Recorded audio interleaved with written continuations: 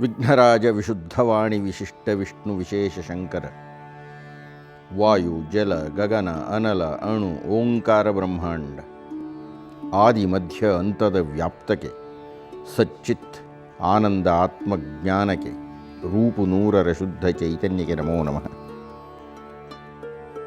ನಾರಾಯಣಂ ನಮಸ್ಕೃತ್ಯ ನರಂಚೈವ ನರೋತ್ತಮಂ ವ್ಯಾಸಂ ವಾಗ್ದೇವೀಂಚೈವ ತಥೋ ಜಯಮುದೀರಯೇತ್. ಸುವರ್ಣ ಭಾರತೀಯರೇ, ಚಿನ್ನದ ನಾಡಿನ ಕನ್ನಡಿಗರೇ, ನಾವು ವ್ಯಾಸ ಭಾರತ ದರ್ಶನವನ್ನು ಮಾಡ್ತಾ ಇದ್ದೇವೆ. ಸದ್ಯಕ್ಕೆ ಮಹಾಭಾರತ ಆರಂಭ ಆಗಬೇಕಾಗಿದೆ.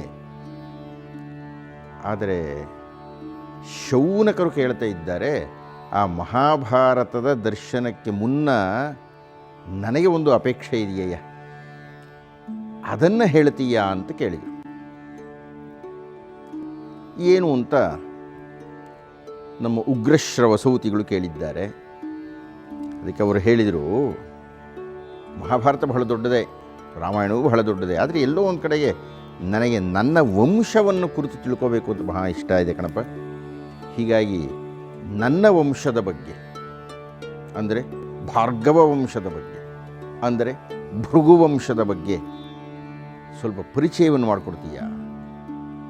ನನ್ನ ವಂಶದವರ ಕಥೆಯನ್ನು ಹೇಳ್ತೀಯ ನೀನು ಅಂತ ಕೇಳಿದ್ದಾರೆ. ಲೋಮಹರ್ಷಣರ ಪುತ್ರರಾಗಿರತಕ್ಕಂಥ ಉಗ್ರಶ್ರವ ಸೌತಿಗಳು ಈಗ ಭೃಗು ವಂಶದ ಕಥೆಯನ್ನು ಹೇಳಲಿಕ್ಕೆ ಆರಂಭ ಮಾಡ್ತಾ ಇದ್ದಾರೆ. ಭೃಗು ಬ್ರಹ್ಮಮಾನಸ ಪುತ್ರರಲ್ಲಿ ಒಬ್ಬರು. ಮರೀಚಿಮತ್ಯಂಗಿರಸೌ ಪುಲಸ್ತ್ಯಂ ಪುಲಹಂ ಕ್ರತುಂ ಪ್ರಚೇತಸಂ ವಸಿಷ್ಠಂಚ ಭೃಗುಂ ನಾರದಮೇವಚ ಅಂತ 10 ಜನ ಬ್ರಹ್ಮಮಾನಸ ಪುತ್ರರು. ಬ್ರಹ್ಮನ ಹೃದಯದಿಂದ ಉದ್ಭವವಾದವರು. ಈ ಭೃಗು ಮಹರ್ಷಿಗಳನ್ನು ನಾವು ಅಧ್ಯಯನ ಮಾಡಬೇಕಾಗಿದ್ದರೆ ಅದನ್ನು 2 ಪಾತಳಿಗಳಲ್ಲಿ ನೋಡಬೇಕಾಗುತ್ತೆ. ಒಂದು ಸ್ವಾಯಂಭುವ ಮನ್ವಂತರದಲ್ಲಿ ಬಂದಂತಹ ಭೃಗು ಮಹರ್ಷಿಗಳು, ಹಾಗೂ ಈಗ ನಡೀತಾ ಇರತಕ್ಕಂಥ ವೈವಸ್ವತ ಮನ್ವಂತರದಲ್ಲಿ ಬಂದಂತಹ ಭೃಗು ಮಹರ್ಷಿಗಳು. ಈ ಭೃಗು ಮಹರ್ಷಿಗಳ ಚರಿತ್ರೆಯನ್ನು, ಜೀವನವನ್ನು, ಬದುಕನ್ನು, ಅವರ ದರ್ಶನವನ್ನು ನೋಡಿದರೆ ನಮಗೆ 2 ಪ್ರಧಾನವಾದ ಪಾತಳಿಗಳಲ್ಲಿ ಭೃಗು ಮಹರ್ಷಿಗಳ ದರ್ಶನ ಆಗುತ್ತೆ.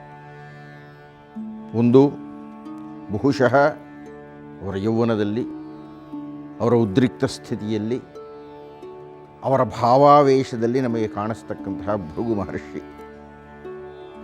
ಇನ್ನೊಂದು ಅತ್ಯಂತ ತಾತ್ವಿಕವಾಗಿ, ಬಹುಶಃ ವಯಸ್ಸು ಆಗಿತ್ತು ಅಂತ ಕಾಣುತ್ತೆ, ಬುದ್ಧಿ ಮಾಗಿತ್ತು ಅಂತ ಕಾಣುತ್ತೆ, ತಾತ್ವಿಕ ಚಿಂತನೆಗಳನ್ನು ನಡೆಸತಕ್ಕಂತಹ ಭೃಗು ಮಹರ್ಷಿ. ಹೀಗಾಗಿ ನಾವು ಈ ಭೃಗು ಮಹರ್ಷಿಯನ್ನು 2 ಪಾತಳಿಗಳಲ್ಲಿ ನೋಡುವ. ಮೊದಲನೆಯದು ಸ್ವಯಂಭುವ ಮನ್ವಂತರದಲ್ಲಿ ಬಂದಂತಹ ಭೃಗು ಮಹರ್ಷಿ, ಖ್ಯಾತಿ ಅಂತ ಆತನ ಪತ್ನಿ ಹೆಸರು. ಈ ಭೃಗು ಮಹರ್ಷಿಗಳು ತುಂಬ ಕ್ರೋಧಕ್ಕೆ, ಸಿಟ್ಟಿಗೆ, ಶಾಪಕ್ಕೆ ಹೆಸರಾದಂಥವು. ಈ ಭೃಗು ಮಹರ್ಷಿಗಳು ತಮ್ಮ ಹೆಂಡತಿಯಾಗಿರತಕ್ಕಂತಹ ಖ್ಯಾತಿಯಲ್ಲದೆ ಮತ್ತೊಬ್ಬ ಹೆಂಡತಿಯನ್ನು ಹೊಂದಿದ್ದರು, ಪುಲೋಮೆ ಅಂತ. ಈ ಖ್ಯಾತಿಯಿಂದ ಶುಕ್ರಾಚಾರ್ಯರು ಬಂದವರು. ಅಂದರೆ ಭೃಗು ಮಹರ್ಷಿಗಳ ಮಕ್ಕಳು ಶುಕ್ರಾಚಾರ್ಯರು, ಅಂದರೆ ಅಸುರ ಗುರುಗಳು ಅವರು. ಈ ಪುಲೋಮೆ ಎನ್ನತಕ್ಕಂಥ 2ನೆಯ ಹೆಂಡತಿ ಇದ್ದಾಳಲ್ಲ, ಈ 2ನೆಯ ಹೆಂಡತಿಯ ಜೊತೆಗೆ ಸಂಸಾರವನ್ನು ನಡೆಸ್ತಾ ಇದ್ದಾಗ ಒಮ್ಮೆ ಭೃಗು ಮಹರ್ಷಿಗಳು ಆಶ್ರಮದಲ್ಲಿ ಇರೋದಿಲ್ಲ. ಆಗ ಒಬ್ಬ ರಾಕ್ಷಸ ಬರ್ತಾನೆ, ಪುಲೋಮ ಅಂತ. ಈ ಪುಲೋಮೆ ಅಂತ ಹೇಳಿದ್ನಲ್ಲ, ಅದೇ ಹೆಸರನ್ನು ಹೊಂದಿರತಕ್ಕಂಥವನು. ಅವ್ರು ಬಂದ, ಪುಲೋಮೆಯನ್ನು ನೋಡ್ದ, ತುಂಬ ಸುಂದರಿಯವಳು. ನಮ್ಮ ಎಲ್ಲ ಪುರಾಣಗಳಲ್ಲಿಯೂ, ಎಲ್ಲ ಕಾದಂಬರಿಗಳಲ್ಲಿಯೂ ಕಥಾನಾಯಕರು ಸುಂದರಿಯರಾಗೇ ಇರ್ತಾರೆ. ತುಂಬ ಸುಂದರಿಯಾಗಿದ್ದಾಳೆ. ಅವಳನ್ನು ಕೇಳಿದ, ನೀನು ಹೀಗೆ ಮಾಡಬಹುದಾ ನನಗೆ ಅಂತ. ಯಾಕೆ ಅಂದರೆ ಹಿಂದೆ ಈ ಪುಲೋಮೆಯರಿಗೆ ವಿವಾಹ ಆಗಬೇಕು ಅಂತ ನಿಶ್ಚಯವಾಗಿ ಬಿಟ್ಟಿತ್ತು. ಅದರದೇನೋ ಆಮೇಲೆ ಸ್ವಲ್ಪ ತೊಂದರೆ ಆಯಿತು. ಭೃಗು ಮಹರ್ಷಿಗಳಿಗೆ ಕೊಟ್ಟು ಮದುವೆಯನ್ನು ಮಾಡಿದ್ದಾಯಿತು. ಅವನು ಪುಲೋಮ ಬಂದ, ಕೇಳ್ದ, ಒಂದು ಸಲ ನೀನು ನನಗೆ ಮದುವೆ ಆಗಲಿಕ್ಕೆ ಸಿದ್ಧ ಆಗಿದ್ದೆ ಹೌದೋ ಅಲ್ವೋ? ಏನು ಮಾಡಬೇಕಾಗುತ್ತೆ, ಈಗ ನಾನು ಭೃಗು ಮಹರ್ಷಿಗಳ ಹೆಂಡತಿಯಾಗಿ ಬಿಟ್ಟಿದ್ದೇನೆ. ಅವನು ಹೇಳಿದ್ದು ನ್ಯಾಯವೋ? ಅಗ್ನಿದೇವ, ನೀನು ಹೇಳಿದ್ದೀಯಲ್ಲ, ಸರ್ವಕ್ಕೂ ಸಾಕ್ಷಿಯಾಗಿರತಕ್ಕಂತಹ ಅಗ್ನಿದೇವ, ನೀನು ಹೇಳು ಈಕೆ ಯಾರ ಹೆಂಡತಿ ಅನ್ನೋದನ್ನು. ನನ್ನ ಹೆಂಡತಿ ಹೌದೋ ಅಲ್ವೋ? ಅಗ್ನಿ ಸತ್ಯವಾದಿ. ಅಗ್ನಿ ಇದ್ದದ್ದನ್ನು ಇದ್ದಂತೆಯೇ ಹೇಳಬೇಕಾಗಿದೆ. ಆದರೆ ಸ್ವಲ್ಪ ಹೆದರಿಕೆಯೂ ಇದೆ. ನಾನೇನಾದರೂ ಹೇಳುವುದನ್ನು ಭೃಗು ಮಹರ್ಷಿಗಳು ತಪ್ಪಾಗಿ ಅರ್ಥೈಸಿ ಮೊದಲೇ ಸಿಟ್ಟು ನನಗೆ ಶಾಪಿಗೆ ಕೊಡ್ತಾರೇನೋ ಅಂತಂತ ಹೆದರಿಕೆ ಆತನಿಗೆ. ಆದರೆ ಅಸತ್ಯವನ್ನು ಹೇಳುವಂತಿಲ್ಲ. ಹೀಗೆ ಕೊನೆಗೆ ಧೈರ್ಯ ಮಾಡಿ ಹೇಳಿಬಿಟ್ಟು, ಪುಲಮ, ಅದು ನಿಜ, ಅವಳನ್ನ ಮೊದಲನೇ ಹೆಂಡತಿ ಆಗಿದ್ದದ್ದು ನಿಜ, ಅಥವಾ ಹೆಂಡತಿ ಅಂತ ಏನಾದರೂ ನಿರ್ಣಯ ಆಗಬೇಕಾಗಿದ್ದರೆ, ತುಂಬ ನ್ಯಾಯವಾಗಿ ಹೇಳಬೇಕಾಗಿದ್ದರೆ ಪುಲೋಮೆ ನಿನ್ನ ಹೆಂಡತಿ ಆಗಿದ್ದಳು, ನಿಶ್ಚಯ ಆಗಿಬಿಟ್ಟಿತ್ತು. ಆದರೆ ಅಗ್ನಿ ಸಾಕ್ಷಿಕವಾಗಿ ನನ್ನ ಮುಂದೆಯೇ ಭೃಗು ಮಹರ್ಷಿಗಳು ಆಕೆ ಪಾಣಿಗ್ರಹಣವನ್ನು ಮಾಡಿಬಿಟ್ಟಿದ್ದಾರೆ. ಆದ್ದರಿಂದ ಈಗ ಭೃಗು ಮಹರ್ಷಿಗಳ ಹೆಂಡತಿ ಆಕೆ. ಪುಲೋಮ ಒಳ್ಳೆ ನ್ಯಾಯವಾದಿಯಂತೆ ತನಗೇನು ಬೇಕೋ ಅದನ್ನು ಹಿಡ್ಕೊಂಡ.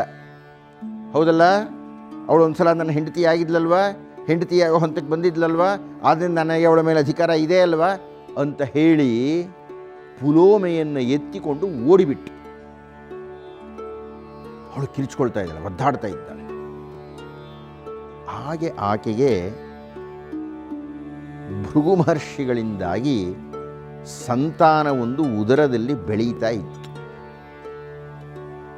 ಯಾವಾಗ ತಾಯಿಯ ಆರ್ಭಟವನ್ನೋ, ಆರ್ತನಾದವನ್ನೋ, ಗೋಳಾಟವನ್ನೋ, ಕಣ್ಣೀರನ್ನೋ, ಇನ್ನು ಗರ್ಭದಲ್ಲಿಯೇ ಇದ್ದಂತಹ ಮಗು ಆ ಭೃಗು ಮಹರ್ಷಿಗಳ ಆ ಶಕ್ತಿ, ಆ ತೇಜಸ್ಸು ಜಾರಿ ಹೊರಗಡೆಗೆ ಬಂದು ಬಿಡಿತಂತೆ. ಚ್ಯುತಿಯಾಯಿತು ಅಂತ. ಚ್ಯುತಿಯಾದದ್ದರಿಂದ ಆ ಪುಲೋಮೆ ಪ್ರಸವಿಸಿದಳಲ್ಲ, ಈಗ ಅನಿರೀಕ್ಷಿತವಾಗಿ ಆ ಮಗುವಿಗೆ ಚ್ಯವನ ಅನ್ನತಕ್ಕಂಥ ಹೆಸರು ಬಂತು. ಭೃಗು ಮಹರ್ಷಿಗಳ ಮಗ ಈ ಚ್ಯವನ. ಹುಟ್ಟುತ್ತಾ ಇದ್ದ ಹಾಗೆಯೇ ಕ್ರೋಧಾವಿಷ್ಟನಾಗಿ ಆ ಪುಲೋಮನನ್ನು ದಿಟ್ಟಿಸಿ ನೋಡಿದ. ಅವರಿಗೆ ಆಗಲೇ ಅಂಥ ತಪಶಕ್ತಿ ಇತ್ತು. ಗರ್ಭದಲ್ಲಿದ್ದಾಗಲೇ ಮಹರ್ಷಿಯಾಗಿ ಬಿಟ್ಟಿದ್ದ ಅವನು. ಅವನ ದೃಷ್ಟಿಯ ಉರಿಯನ್ನು ನೋಡಿ ಆ ಪುಲೋಮ ಸುಟ್ಟೋದ. ಕಥೆಯಲ್ಲಿಗೆ ಮುಕ್ತಾಯ ಆಗಲಿಲ್ಲ. ಕೊಂಚ ಹೊತ್ತಾದ ಮೇಲೆ ಭೃಗು ಮಹರ್ಷಿಗಳು ಬಂದರು. ಅವ್ರಿಗೆ ಗೊತ್ತಾಯಿತು ಹೀಗಾಯಿತು, ಪುಲೋಮೆಯನ್ನು ಎತ್ಕೊಂಡು ಹೋಗಿದ್ದ ಅಂತ. ಮಹಾಸಿಟ್ಟಿನಿಂದ ಅವರು ಕೂಗಾಡಿದರು, ಯಾರು ಯಾರು ಇವಳು ನನ್ನ ಹೆಂಡತಿ ಅಂತ ಹೇಳಿದರು? ತಪ್ಪೇನಿದೆ, ಭೃಗು ಮಹರ್ಷಿಗಳ ಹೆಂಡತಿನೇ ತಾನೇ ಯಾಕೆ? ಕೊನೆಗೆ ಅಗ್ನಿದೇವನನ್ನು ಕೇಳಿದ್ರು, ಯಾರೇ ಹೇಳಿದ್ದು ನನ್ನ ವಿಷಯನ? ನಾನೇ ಸ್ವಾಮಿ ಹೇಳಿದೆ ಎಂದೆ. ತಪ್ಪೇನಿದೆ ಇದರೊಳಗೆ? ಹಿಂದೆ ನಡೆದ ಕಥೆ, ಪುಲೋಮನಿಗೆ ಅವಳು ಗೊತ್ತಾಗಿದ್ಲು ಅನ್ನೋದನ್ನೂ ಹೇಳಿದೆ, ಈಗ ನಿಮ್ಮ ಹೆಂಡತಿ ಅನ್ನೋದನ್ನೂ ಹೇಳಿದ್ದೇನೆ. ಸಮಾಧಾನವೇ ಇಲ್ಲ. ಭೃಗು ಮಹರ್ಷಿಗಳು ಅಂದರೆ ಕುದೀತಾ ಇರತಕ್ಕಂಥ ನೀರದು. ತಕ್ಷಣ ಮಂತ್ರಿ ಎಲ್ಲ ತಗೊಂಡು ಶಾಪ ಕೊಟ್ಟರು, ಸರ್ವಭಕ್ಷಕ ಅವು ನೀನು. ಸರ್ವಭಕ್ಷಕ ಅಂದ್ರೆ ಅರ್ಥ ಏನು? ಎಲ್ಲವನ್ನೂ ತಿನ್ನತಕ್ಕಂಥದ್ದು ಅಂತ. ಅಲ್ಲಿಯ ತನಕ ಅಗ್ನಿಗೆ ಯಜ್ಞಕುಂಡದಲ್ಲಿ ಹವಿರ್ಭಾಗ ಸ್ವೀಕಾರ ಮಾಡತಕ್ಕಂತಹ ಸನ್ಮಾನ ಈಗಲೂ ಉಂಟದು. ಅಂದರೆ ಅರ್ಥ ಏನು? ದೇವತೆಗಳಿಗೆ ಹವಿಸ್ಸನ್ನು ತೆಗೆದುಕೊಂಡು ಹೋಗಿ ಕೊಡತಕ್ಕಂತಹ ಅತ್ಯಂತ ಪವಿತ್ರವಾದ ಕಾರ್ಯ.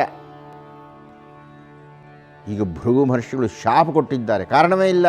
ಅವನು ಸತ್ಯವನ್ನು ಹೇಳಿದ್ದಕ್ಕೆ ಶಾಪ ಕೊಡಬೇಕೇ ಅಂತ ಹೇಳಿ ಸ್ತಬ್ಧವಾಗಿ ಬಿಟ್ಟ. ಯಾರು ಯಾರನ್ನಾದರೂ ಪರೀಕ್ಷೆ ಮಾಡಬೇಕಾಗಿದ್ದರೆ ಪರೀಕ್ಷೆ ಮಾಡುವ ವ್ಯಕ್ತಿ ಪರೀಕ್ಷೆಗೆ ಸಿದ್ಧವಾಗಿರುವವರಿಗಿನ್ನ ದೊಡ್ಡವನಾಗಿರಬೇಕು.